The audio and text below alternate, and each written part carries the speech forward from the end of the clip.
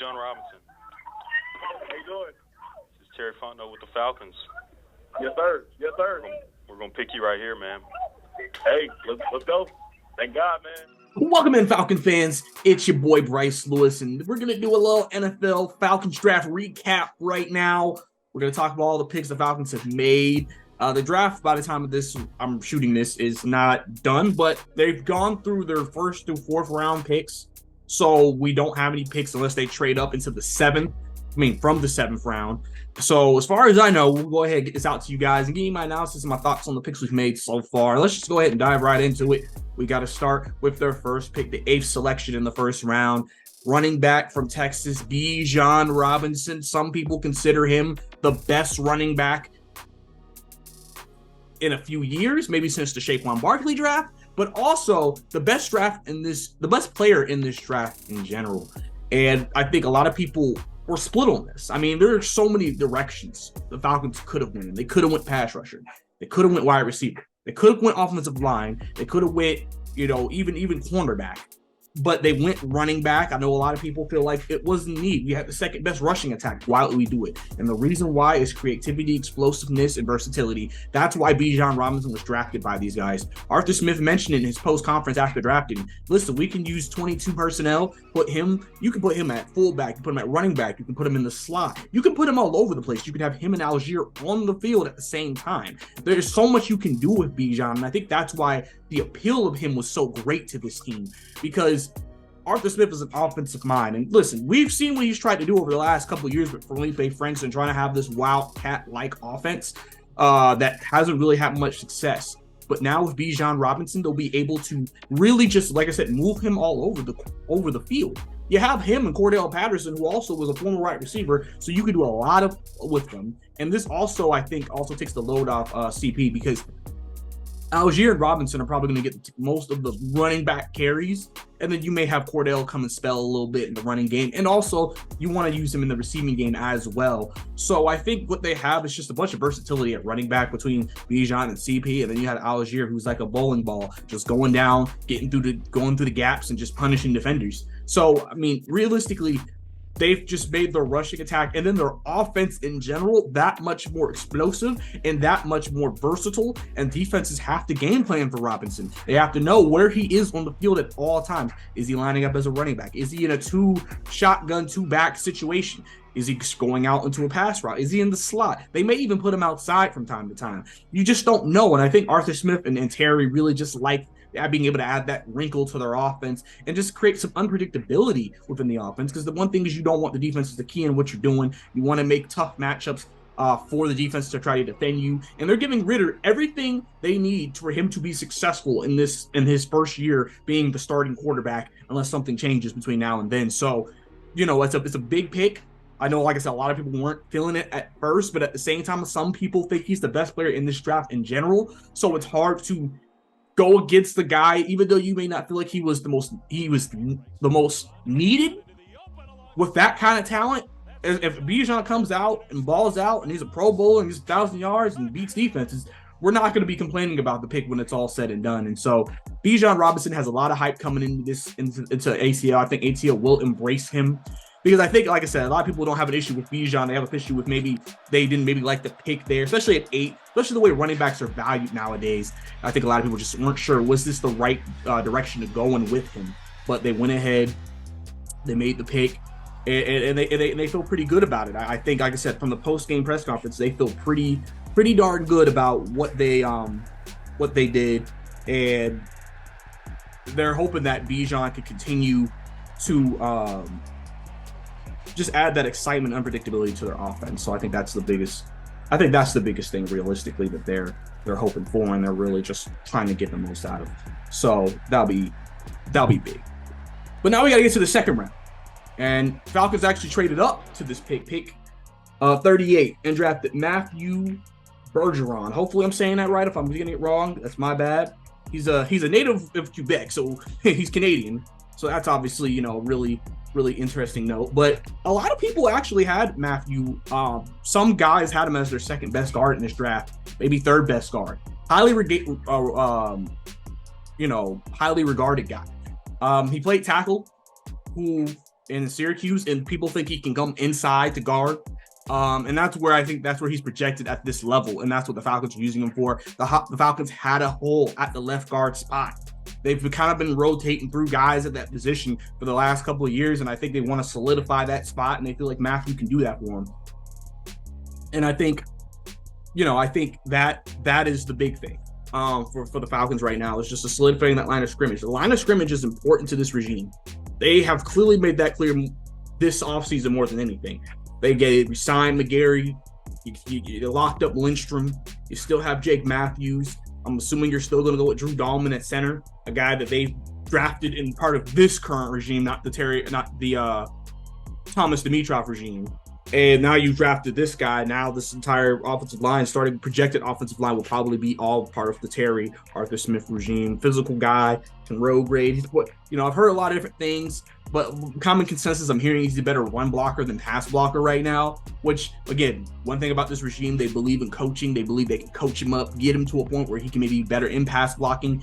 And honestly, now they feel like they have their 5 linemen, and that also helps with adding Bijan, just creating those open lanes, and also protecting Desmond Ridder in the pocket this year. And so that's going to be big for them. So good pickup for the Falcons, getting a guard, going ahead, getting that pick solidified.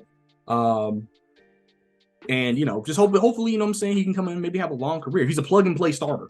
So when you got those types of guys, that gives you a second guy on that offensive end that you can plug in and go ahead and let him start getting his feet wet at the next level and getting him used to the talent he'll go against at this level. You're in the NFC South, where, Tampa Bay still has a pretty decent defensive line. Panthers people may think has the best defensive line in the division. Saints, even losing Brian Eason and a couple of other guys, still have a very good defensive line as well. So he's going to definitely have some wars down there in the trenches, but I think the Falcons expect him to be able to handle the challenge and be able to rise to the occasion. So good pickup there.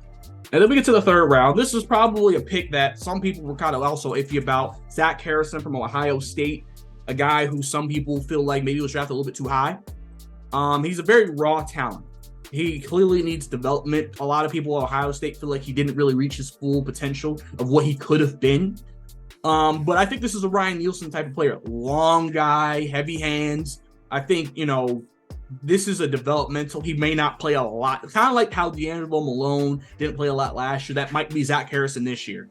He may be a guy who they're just like, we're going to develop, we're going to work on, and we think maybe in the future he can maybe become an impact defensive end for us when time goes along. And I think, that's, again, about this regime. They believe in coaching. They believe in development. They are going to sit there and draft guys they feel like fits what they want to do as a defense or an offense. And we're going to coach them up, and we're going to try to get them to where we think, all right, when it's time for them to step up, they're going to be ready to step up. And this is a prime example of that. Like I said, when you have these raw kids coming out, these are guys who are not finished products at all, and you think they have the potential to be starters at this level, and maybe even an impact player potentially. So it'll be interesting to see what happens when he gets some NFL coaching, gets into camp, goes against the guys, and trying to learning from guys, especially like Calais Campbell. He'll be big for a guy like Zach Harrison. Just learning behind him, learning that experience. He'll teach him some moves, things like that. And I think that's what you really want. It's just, you just want to bring in Calais for the learning, teaching. You got Ryan Nielsen, who's also going to develop. Saints players talked about how he was a big part of their development while he was in New Orleans. So I think this is a really good pick for the Falcons in terms of there's a plan with him, because that's the biggest thing you want to have for players is just, do you have a plan? And Zach Harrison is definitely a guy who's developmental, but there's a plan.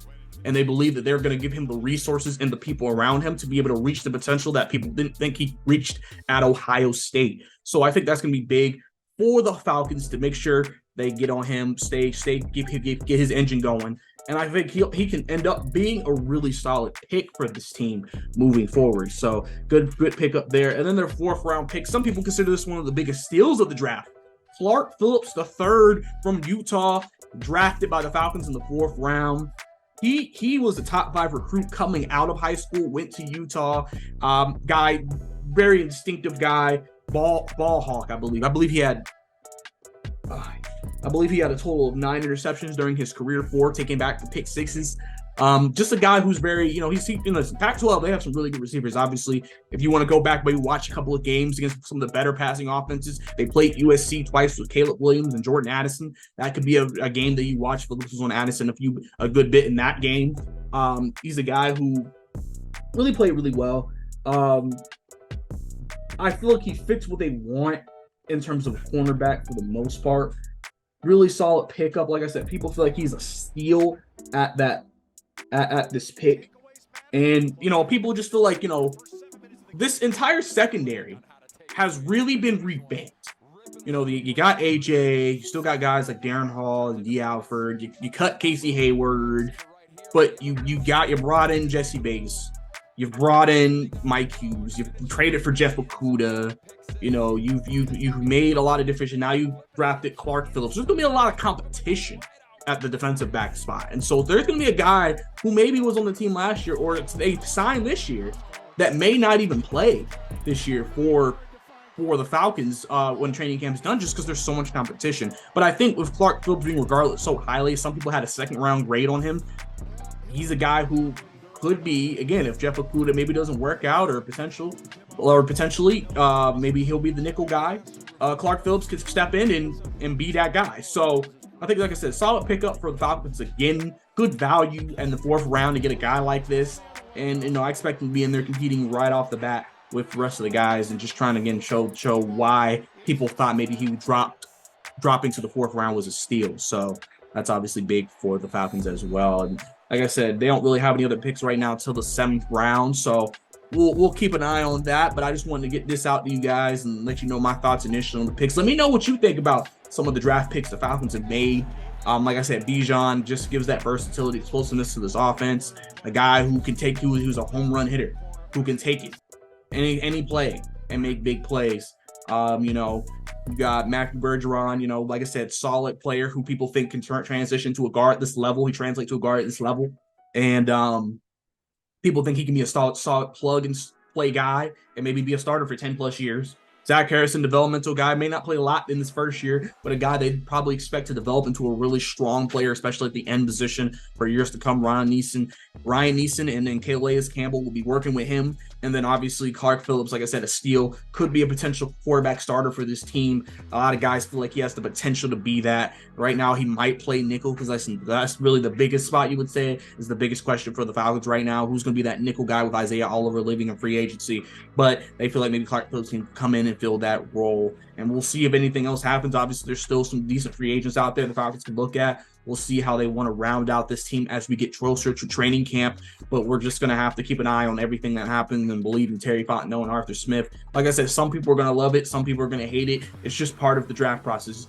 It's never always going to be perfect. So, we're going to have to continue to see what this Falcons team continues to do as the offseason goes on. And I'm excited to see what this regime in the 3rd year does and how this final product will look coming together as we get closer to July and August and training camp beginning to start. But obviously we have OTAs and rookie mini camps first before all that happens. So it's your boy Bryce Lewis. This is your Falcons draft recap. I'll see you next time.